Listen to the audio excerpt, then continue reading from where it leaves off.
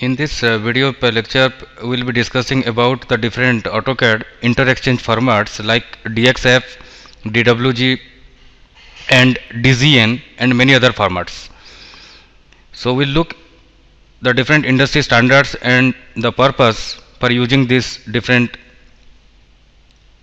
exchange formats. So we'll start with DXF. So DXF stands for Drawing Inter-Exchange Format, where the binary codes of the drawing will be written and you can inter-exchange these formats to CAD software packages and manufacturing packages for your CAM operation or for your CAD development. So how to do this? You go to the export and you can select the required other formats, and you can do this either by selecting DZN or other formats, and you can see also DWF, drawing web formats, and 3D DWF also. So we'll see other formats. Once you go to this other formats, you will be prompted to select the required formats. You can see here ACIS, lithography,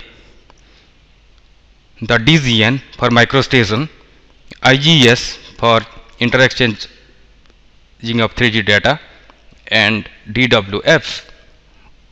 So as per your requirement, you can have the options.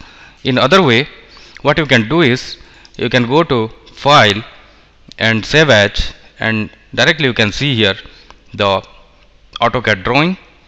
And once you go to AutoCAD drawing, here the default options will be DWG, and also you can have DXF in different other low formats of AutoCAD like release 12 or the below versions like release 11, or with the latest version. As per the compatibility, you can have this extension. And other than this, you can create your AutoCAD drawing template. So how you define your template? If you go to the DWT drawing template, you have some predefined sets like ISO and your company standards. But if you hover your mouse here, you can see the type is AutoCAD template. But as per your company standard and requirement, you may be having a specific layout, logos and different notations that may be related to manufacturing or that may be related to your company standard. So how can you define your own template? So this is very important. So you can scratch the drawing. You can start from scratch. Once you open the drawing, you need to set your limit. Maybe you are using A4 or maybe you are using A3. So what you have to do is you have to go for limits, and here you can see the command prompt, specify lower left corner, and that is of course 00. And let us say I am defining A4. So A4 with landscape orientation. So A4 is 297 by 210. So 297 will be the landscape oriented horizontal one. So I am going for 297 comma 210. I'll go for enter. Then for fitting that specified sheet data, you need to go for zoom, Z enter, and you go for right click and you fit everything. Here now you can define your company's layout, and you can save this and you can reuse time and again for your repetitive operations for your project.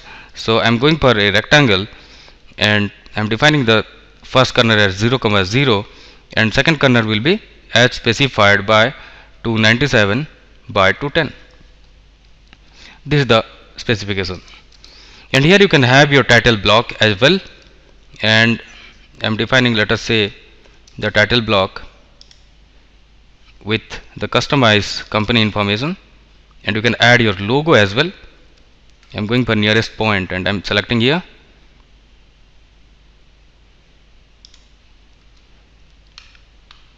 This is, let us say, my company's template, and this repeatedly I need to use it. So what I can do is you go to save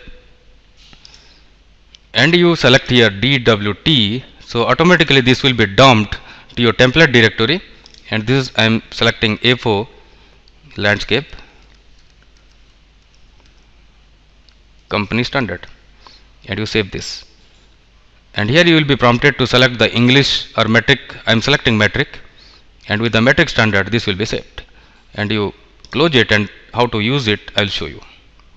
I am closing this session, and let us say I am starting from scratch, and you will be prompted to select your company standard, which is this I have defined just now. If you go for OK, you will be using that repeatedly, and this is valid both for layout as well as model space. And layout you use for repetitive different scale arrangement and other factor and detailed enhancement, just like you use in 3D modeling software. Here in AutoCAD as well you can have the detailing with respect to layout. That we'll be discussing in our advanced lecture session in coming classes.